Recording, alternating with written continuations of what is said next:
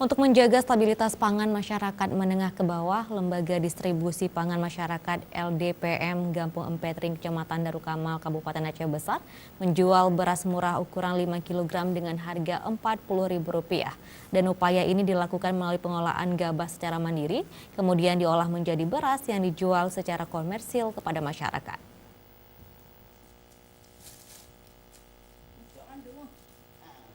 Saat ini Lembaga Distribusi Pangan Masyarakat atau LDPM Kampung Empetring, Kecamatan Darul Kamal, Aceh Besar sudah mampu mengolah gabah kering menjadi beras yang dijual secara komersial kepada masyarakat menengah ke bawah. Beras murah tersebut awalnya dibeli dari petani yang menjadi anggota LDPM dengan harga gabah standar yang ditetapkan pemerintah, sehingga pada saat panen harga tawar dari tengkulak tidak anjlok.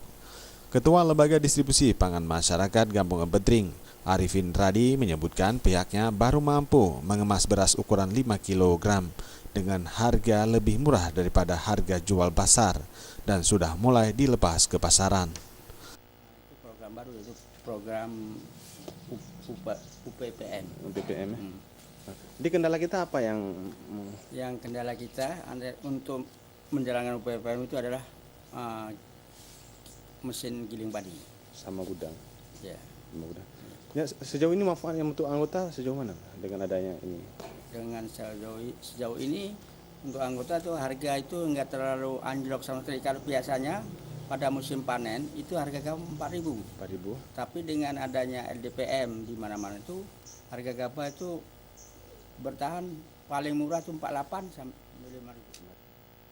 Sejumlah kendala cukup dirasakan oleh lembaga pangan ini, mulai dari soal gudang yang masih meminjam dari milik Gampung, lalu belum memiliki mesin pengolahan beras sendiri, sehingga pada saat musim panen mereka hanya dapat menyiapkan stok 30 hingga 40 ton padi, selebihnya dijual dan diolah menjadi beras.